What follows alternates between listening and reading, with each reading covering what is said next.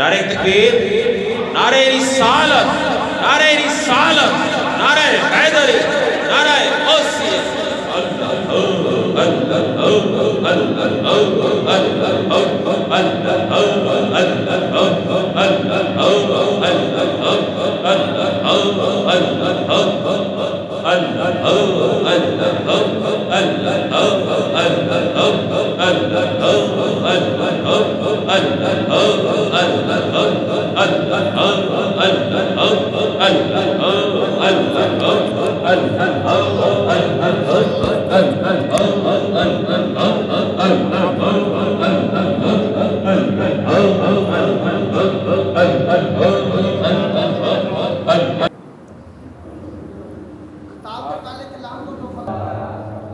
الحمدللہ نحمده ونستعینه ونستغفره ونؤمن به ونتوکل علیہ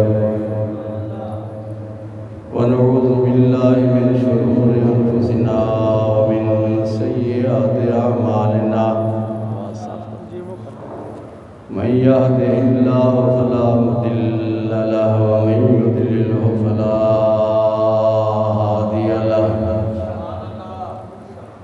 ونشهد أن لا إله إلا الله وحده لا شريك له لا ند له ولا ضد له ولا مثل له ولا مثال له سرمدي نزلي أبدي دهري ديمومي لا أول له ولا آخر له ونشهد أن سيدنا وسندنا وحبيبنا وطبيبنا ومأوانا وملجأنا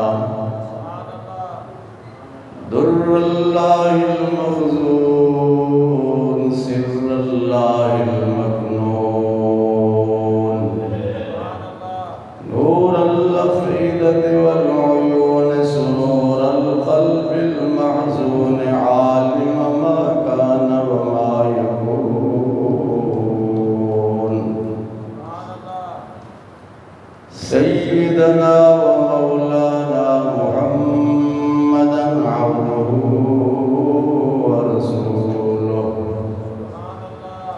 أما بعد فأعوذ بالله من الشيطان الرجيم بسم الله الرحمن الرحيم فتلقى آدم من ربه كلمات فتاب عليه إنه هو التواب الرحيم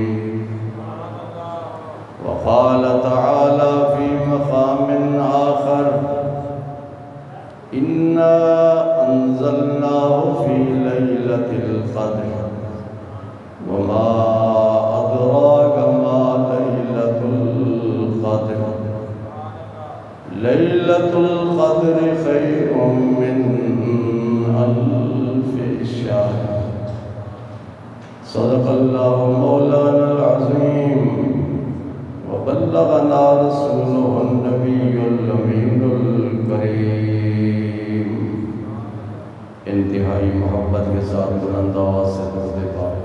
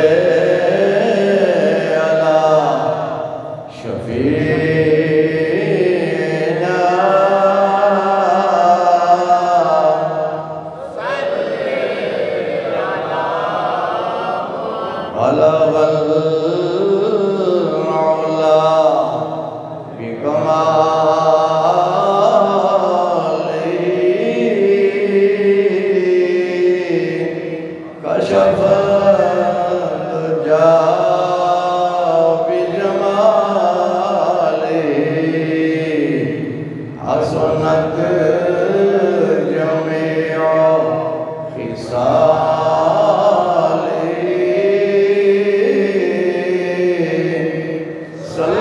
صلوا عليه وآله صلي على نبينا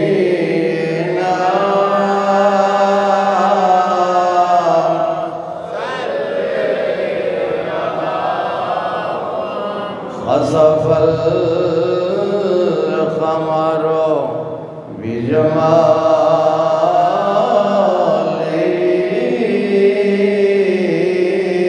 بجماله نطق الحجر بجلاله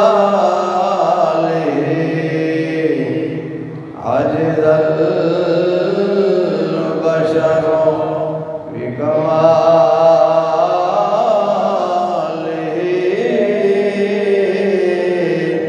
صلوا عليه وآله صلي على نبينا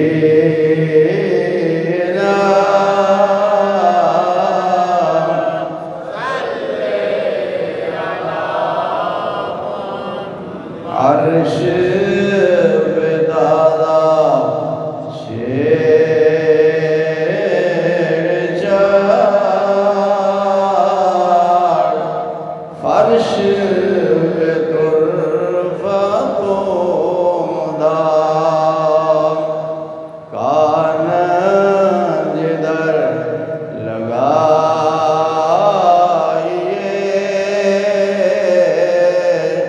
تیرے داستان ہے صلی علی نبینا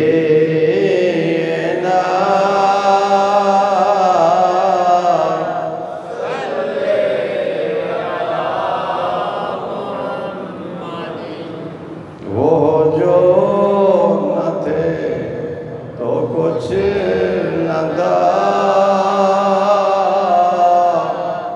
وہ جو نہ ہو تو کچھ نہ ہو وہ جان ہے جہان کی جان ہے تو جان ہے صلی علی نبینا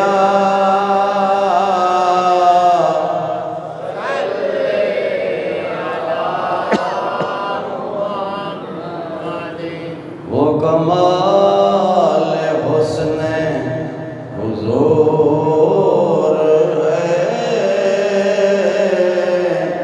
کہ گمان نقص جہاں نہیں یہ پھول خار سے دور ہے یہی شمع ہے کہ دعا نہیں صلی علی نبینا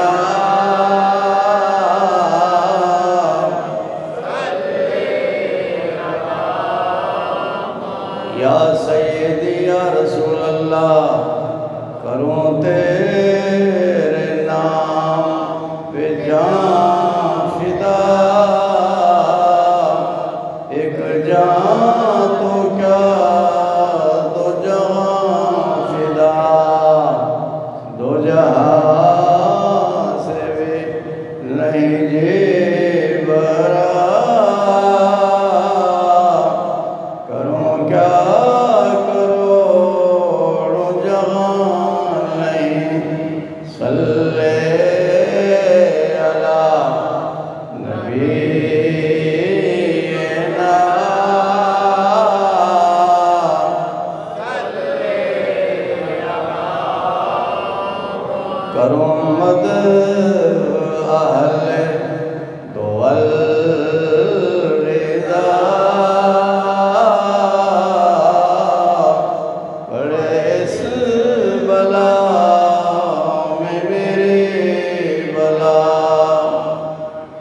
ادا اپنے کریم کا میرا دین بار اتنا نہیں صلی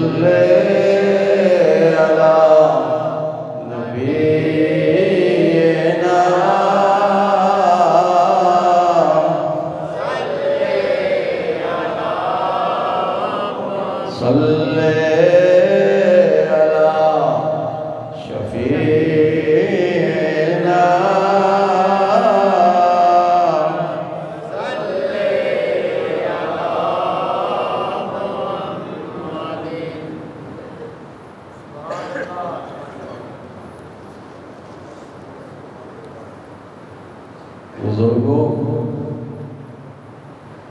بھائیوں، عزیزوں، آج کے خطاب کا موضوع ہے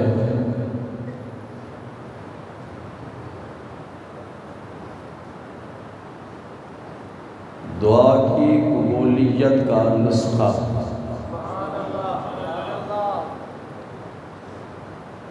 دعا کی قبولیت کا قرآنی نسخہ، اور دوسرا موضوع ہے لیلۃ القدر۔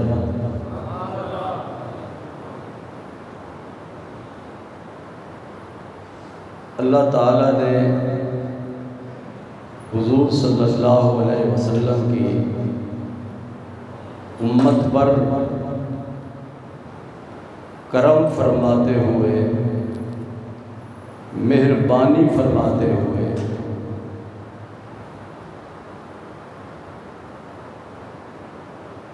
بہت سی برکت والی راتیں عطا فرمائیں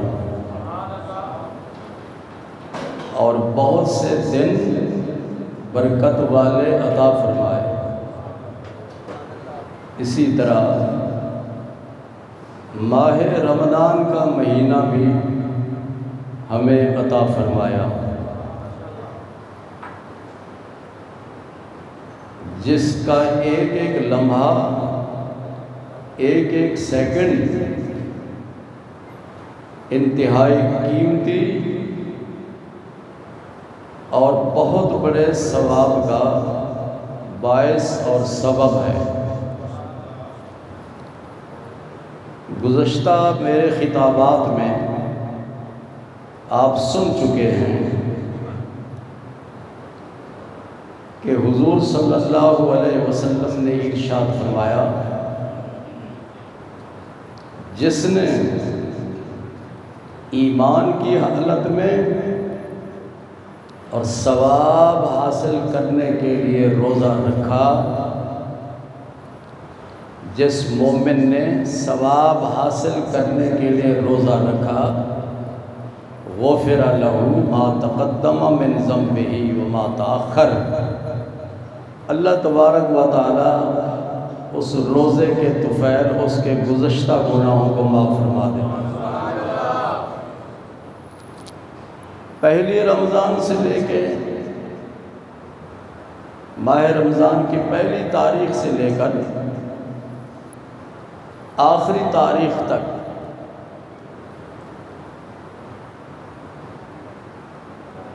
ہر مومن اس مہینے کی برکت والی گھڑیوں سے فائدہ اٹھا کر دعا کرتا ہے، دعا مانگتے ہیں۔ پہلے تو ہم دعا مانگتے تھے، نماز پڑھ لی پھر دعا کر لیا، لیکن ماہ رمضان کی جو ہر گھڑی ہے، ہر سیکنڈ ہے، ہر منٹ ہے،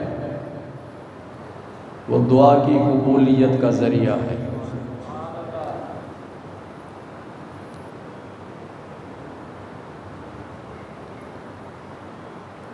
تو یہ دعا کا مہینہ ہے کہ نہیں؟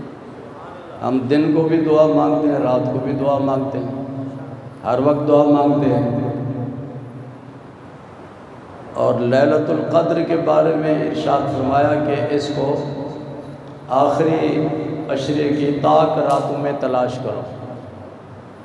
طاق راتوں میں، طاق راتیں کیا ہوتی ہیں؟ اکائی والی، جس طرح 21 ہے، 23 ہے، 25 ہے، 27 ہے، 29 ہے۔ ابھی ایک رات رہتی ہے 29۔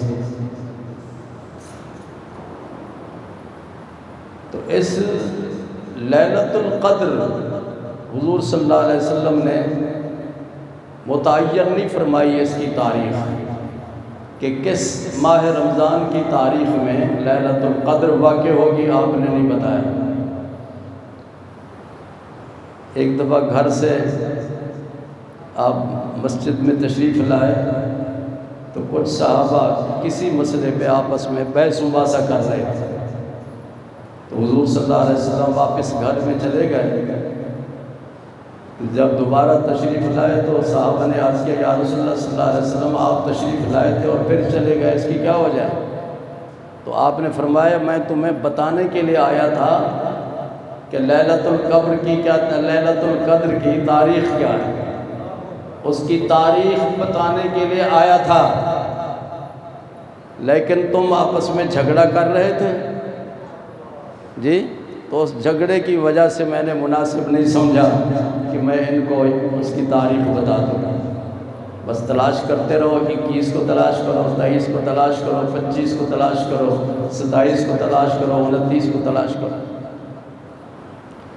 اس حدیث سے یہ بات واضح ہو جاتی ہے کہ جہاں جھگڑا ہو، جہاں مسلمان آپس میں جھگڑ رہے ہوں، تو اس جھگڑے کی وجہ سے اللہ تبارک و تعالیٰ فیوز و برکات کو اٹھا لیتا ہے، لوگوں کو ان فیوز و برکات سے محروم کر دیتا ہے۔ ایک دفعہ حضرت ابوبکر صدیق رضی اللہ تعالیٰ عنہ حضور صلی اللہ علیہ وسلم کی خدمت میں حاضر تھے۔ کون بول رہے ہیں؟ نہ بولو بھئی، خاموش رہو۔ حضور صلی اللہ علیہ وسلم کی خدمت میں حضرت ابوبکر صدیق رضی اللہ تعالیٰ عنہ موجود تھے۔ ایک آدمی آیا، اس نے حضرت ابوبکر صدیق رضی اللہ تعالیٰ عنہ کی بارگاہ میں بے ادبی اور گستاخانہ کلمات استعمال کرنے شروع کر دیے۔ حضرت ابوبکر صدیق رضی اللہ تعالیٰ عنہ خاموش رہے۔ آپ نے اس بے ادبی کرنے والے اور گستاخی کرنے والے کو جواب نہیں دیا، خاموش رہے۔ آج کل تو ہم ڈپریشن کا شکار ہیں، تھوڑی سی کوئی بات آدمی کرتا ہے تو فوراً آگ بگولا ہو جاتے ہیں اور اس کو جان سے مار دینے کے چکر میں پڑے رہتے ہیں۔ وہ اللہ کے پیارے محبوب کے شاگرد بھی تھے، ساتھی بھی تھے، خاموش رہے۔ وہ بکتا رہا۔ ایک وقت ایسا آیا کہ حضرت ابوبکر صدیق رضی اللہ تعالیٰ عنہ نے اس کو جواب دیا، وہ جو غلط باتیں کر رہا تھا۔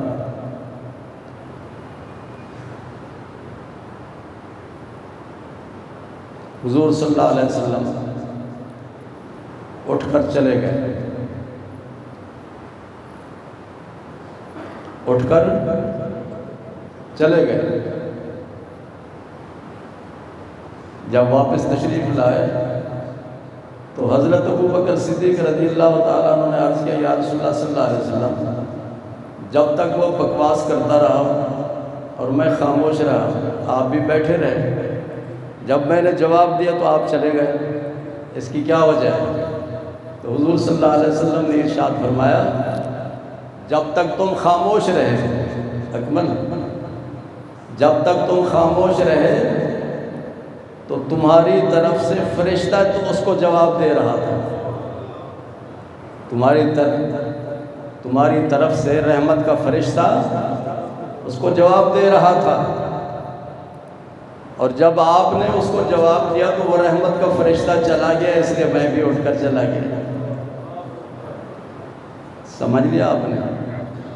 یہ جو گستاخی کرنے والے ہوتے ہیں اور بے ادبی کرنے والے لوگ ہوتے ہیں، ان کا انجام بہت ہی برا ہوتا ہے۔ قرآن مجید میں الحمد سے لے کے والناس تک اللہ تبارک و تعالیٰ نے آداب نبوت سکھائے کہ اللہ کے نبی کا ادب کس طرح کرنا ہے۔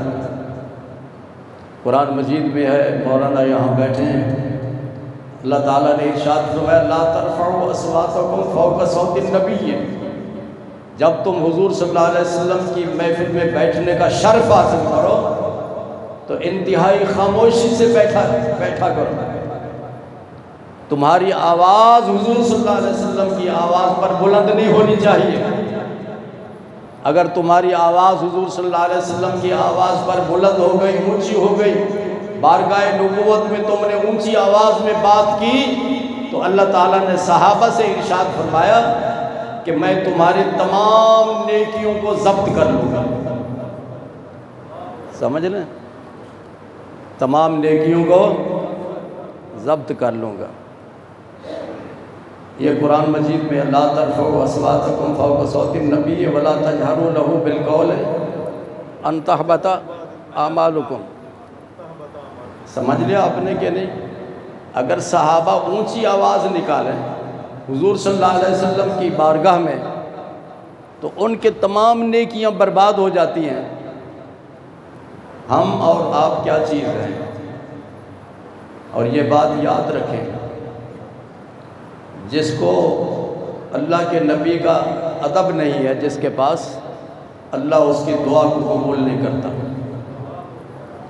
ہم میں سے ہر شخص دعا کرتا ہے، چھوٹے بچے بھی دعا کرتے ہیں، بڑے بھی دعا کرتے ہیں، بوڑھے بھی دعا کرتے ہیں کہ یا اللہ ہمارا خاتمہ ایمان پر ہو، یا ہم امتحان میں کامیاب ہو جائیں، یا ہمارے رزق میں برکت ہو، یا بیماروں کو شفا ہو۔ مختلف قسم کی لوگ دعائیں کرتے ہیں،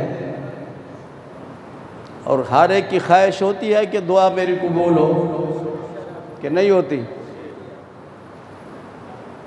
تو قرآن مجید سے پوچھتے ہیں وہ کون سا نسخہ ہے جس پر عمل کرنے سے دعا قبول ہوتی ہے؟ دعا کہ نہیں، قرآن سے پوچھیں نا۔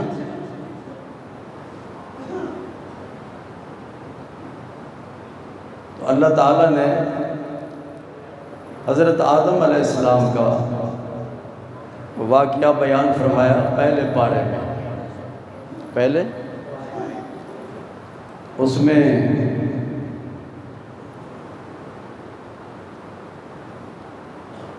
بتایا گیا کہ حضرت آدم علیہ السلام اور حضرت حوا دونوں کو حکم دیا گیا کہ جنت میں رہائش اختیار کرو، جنت میں رہو، اور ساتھ ہی ساتھ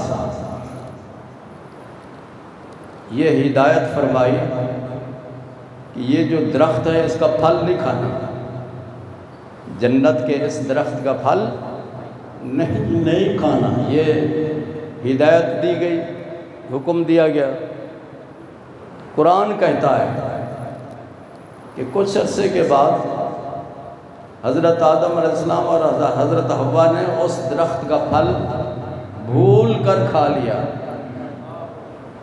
قصدن نہیں، بھول کر کھا لیا۔ نسیا آدم علیہ السلام بھول گئے اللہ تعالیٰ کی اس ہدایت اور اللہ تعالیٰ کے اس حکم کو۔ تو پھر اللہ تعالیٰ نے کیا فرمایا؟ فرمایا اہبتو، تم دونوں جنت خالی کر کے زمین پر چلے جاؤ۔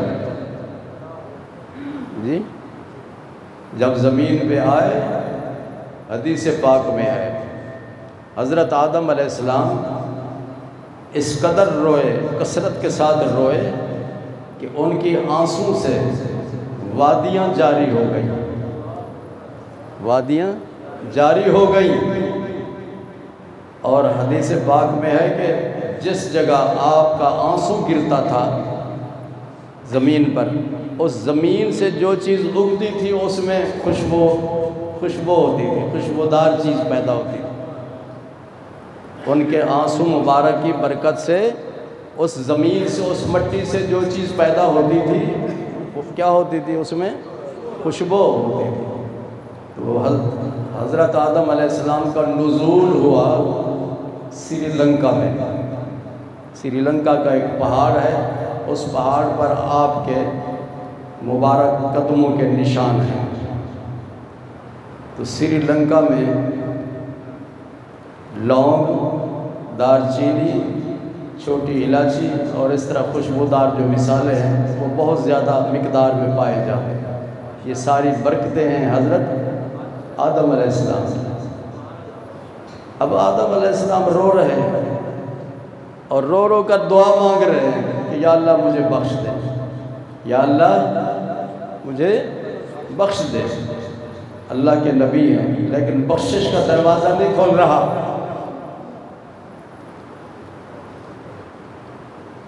تقریباً 300 سال تک روتے رہے۔ کتنا؟ 300 سال تک روتے رہے۔ بالآخر اللہ رحمان ہے، رحیم ہے، کریم ہے، کرم کرنے والا ہے۔ اللہ تعالیٰ ارشاد فرماتا ہے میں نے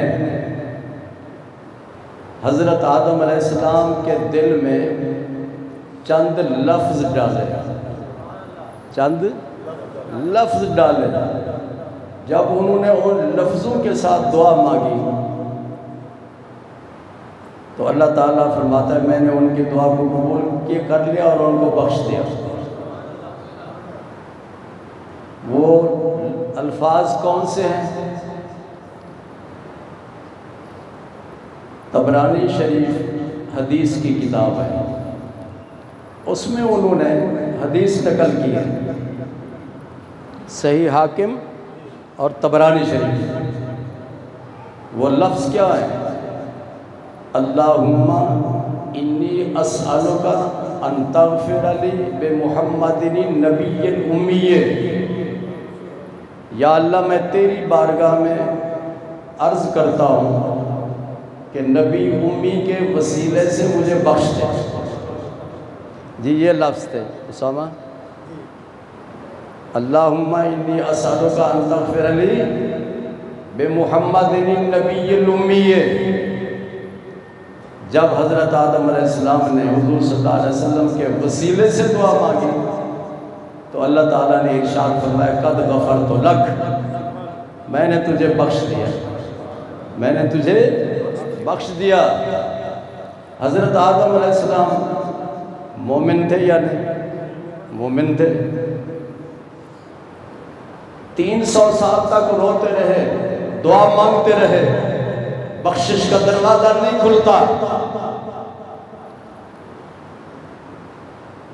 جب سرکار مدینہ صلی اللہ علیہ وسلم کا وسیلہ پیش کیا تو پھر بخشش کا دروازہ کھل گیا اور ان کو بخش دیا گیا۔ آپ کس بات کے مولی ہیں کہ دعا مانگیں اور حضور صلی اللہ علیہ وسلم کا وسیلہ اختیار نہ کریں؟ تمہاری دعا کیسے قبول ہوگی؟ دعا کی قبولیت کے لیے 2 شرطیں ہیں۔ پہلی شرط ایمان ہے۔ ایمان کا معنی ادب، عشق مصطفیٰ، کہ آدمی کے سینے میں حضور صلی اللہ علیہ وسلم کا عشق اور محبت ہو، یہ پہلی شرط ہے۔ اور پھر جب وہ دعا مانگے تو حضور صلی اللہ علیہ وسلم کے وسیلے سے دعا مانگے۔ لیاقت سمجھ آ رہی؟ عاشق رسول ہو پہلی شرط، اور دوسری شرط یہ ہے کہ وہ حضور صلی اللہ علیہ وسلم کے وسیلے سے دعا مانگے۔ اور جو ملا عاشق رسول نہیں، اس کا سینہ عشق مصطفیٰ صلی اللہ علیہ وسلم سے خالی ہے اور وہ آپ کے وسیلے سے دعا نہیں مانگتا۔ 1 گھنٹے کی دعا ہو، 2 گھنٹے کی دعا ہو، 3 گھنٹے کی دعا ہو، 4 گھنٹے کی دعا ہو، وہ دعا کبھی بھی قبول نہیں ہوتی۔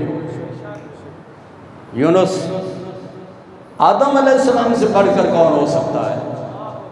انہوں نے 300 سال تک رو رو کر اللہ تعالیٰ سے دعا مانگی، دعا قبول نہیں ہو رہی، حالانکہ وہ بھی ان کے سینے میں بھی عشق مصطفیٰ تھا۔ سرکار مدینہ صلی اللہ علیہ وسلم ابھی دنیا میں جلوہ گر تو نہیں ہوئے، لیکن انہیں پہلے آدم علیہ السلام کو معلوم تھا آپ کا مقام اور آپ کی شان۔ تو اللہ تبارک و تعالیٰ کے پیارے رسول صلی اللہ علیہ وسلم نے ارشاد فرمایا وہ الفاظ کیا ہیں؟ اللہم انی اسألک ان تغفر لی بمحمد النبی الامی. اور جس کے سینے میں عشق مصطفیٰ ہوتا ہے نا، اس کا چہرہ نورانی ہوتا ہے، اس کا چہرہ روشن ہوتا ہے. اور جس کے سینے میں عشق مصطفیٰ نہیں ہوتا، اس کا چہرہ مکروہ چہرہ ہوتا ہے. سمجھ رہے ہیں آپ؟ حضور صلی اللہ علیہ وسلم نے فرمایا لا یؤمن احدکم حتی اکون احب الیہ من والدہ ووالدہ والناس اجمعین.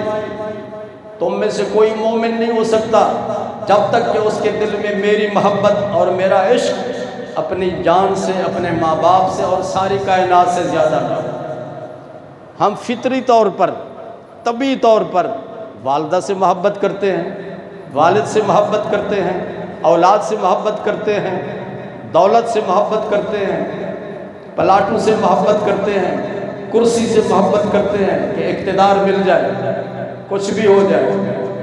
لیکن یہ بات یاد رکھو، جب تک حضور صلی اللہ علیہ وسلم کا عشق و محبت نہیں ہوگا، اس وقت تک اللہ دعا کو قبول نہیں فرماتا.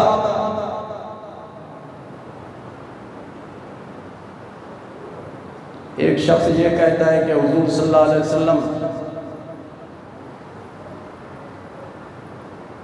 سے شیطان کا علم زیادہ تھا. معاذ اللہ، کتابوں میں لکھا ہے اس نے. کبھی کہتے ہیں کہ حضور صلی اللہ علیہ وسلم کو دیوار کے پیچھے کا علم نہیں، کبھی کچھ. عشق والے تو ایسی باتیں نہیں کرتے نا. جس کے ساتھ محبت ہوتی ہے وہ تو اپنے محبوب کو بے عیب مانتا ہے کہ میرے محبوب میں کسی قسم کا کوئی عیب نہیں ہے، کہ نہیں. اور یہ تو اللہ کے محبوب ہیں، اور اللہ نے ان کو تو ہر قسم کے عیب سے پاک پیدا فرمایا. تو پہلی شرط یہ ہے دعا کی قبولیت کی کہ عاشق رسول ہو، اور دوسری شرط یہ ہے کہ حضور صلی اللہ علیہ وسلم کے وسیلے سے دعا مانگے. اب لیلۃ القدر ایک آنے والی ہے 29 تاریخ کو، تو یہ نہ انتظار کریں. ہر وقت ماہ رمضان کی ہر گھڑی، ہر سیکنڈ، ہر منٹ فیض والا ہے اور برکت والا ہے.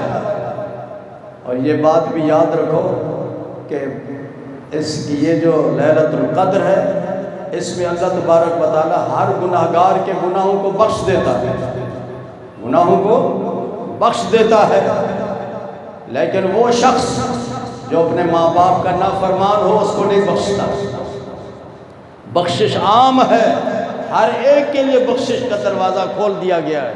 لیکن جس کا جو اپنے ماں باپ کا نافرمان ہو، اس کے لیے بخشش کا دروازہ بند ہوتا ہے. اس مقدس رات میں اس کو نہیں بخشا جاتا.